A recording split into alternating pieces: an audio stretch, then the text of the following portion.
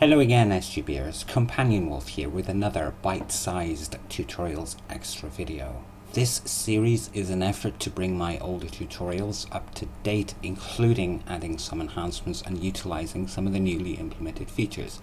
Each video directly follows on from the previous one, so if you haven't watched part 1, I'd recommend you do that first and then come back to this one.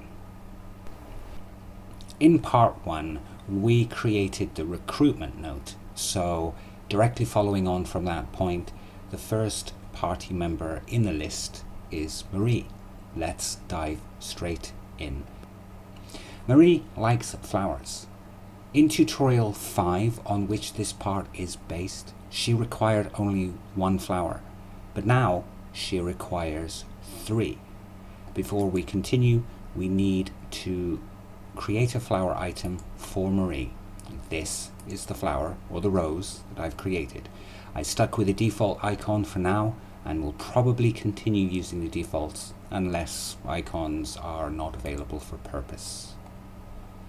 You'll need to create most of the events from scratch, but I've already pre-created them to speed things up. So starting with Marie, you'd create a blank event and then change her graphic to whatever you like. I've used the A Heroine 01A for this.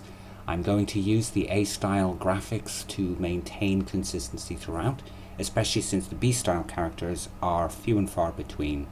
And you add the condition where Marie is not in the party.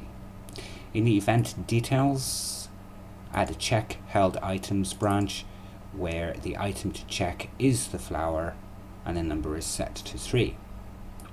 Marie is also a dreamy romantic, so in keeping with tutorial 5, under the conditions do not apply, we'll include the bad little ditty from that tutorial in a display dialogue and then change her graphic to happy because she's a happy wild child, so to speak. Obviously this has been modified to reflect that she wants 3 roses instead of 1. So it's roses are red, violets are blue. When I have 3 roses, I'll join you. And when the roses are in the inventory, we will display another dialogue and change the text to "You found the roses. These are not just any roses, they're rare orchid roses." And then we would use an increase decrease items to subtract 3, the number of roses she requires from the inventory. And you can optionally add a fanfare or something to indicate that you've gotten the item. Add a simple display text saying Marie has joined the party. And we can finally add Marie using an add remove party members, which, in case you didn't know, is under the player, and then you have add remove party members there.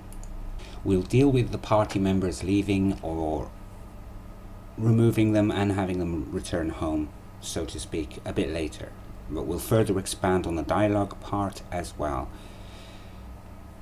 Before we play test, for the purposes of convenience, I quickly created a cheat chest containing all of the roses. For this, I simply used the treasure chest acquire money, and then I replaced the increase decrease money to increase decrease items, where it adds 3.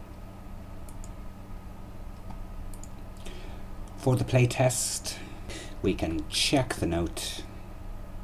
And we see right there Marie requires the flowers. So if we go and speak to Marie, she'll give you that incredible little ditty, and your job would then be to go and find the roses for her. However, we'll just grab them from the chest and then we'll speak to her again. And at this point, this is where the music, the fanfare, would play. Obviously I have the sound turned off, so you won't hear it. It says Marie joins the party. We can check the note again, and her name is struck through, indicating that she is in the party. If she leaves the party for whatever reason, the strike through will also disappear, reflecting the fact that she's no longer in the party.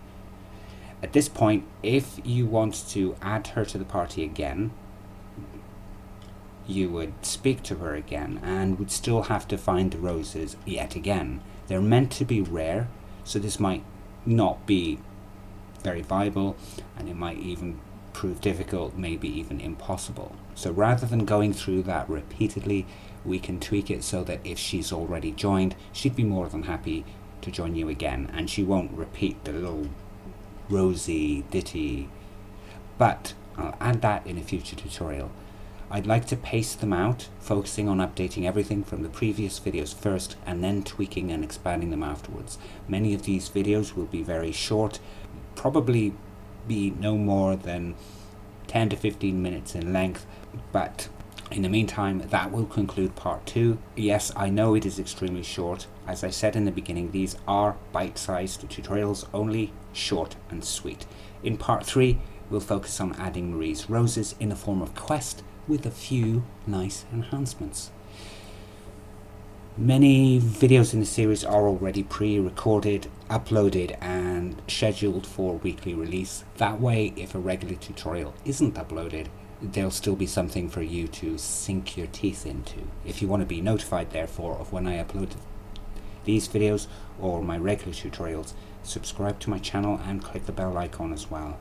Sometimes the notification system is broken, so you might have to check regularly. I usually update my Twitter much more regularly than Facebook. You can also speak to me and other members in the SGP Discord server, where I also post the video links.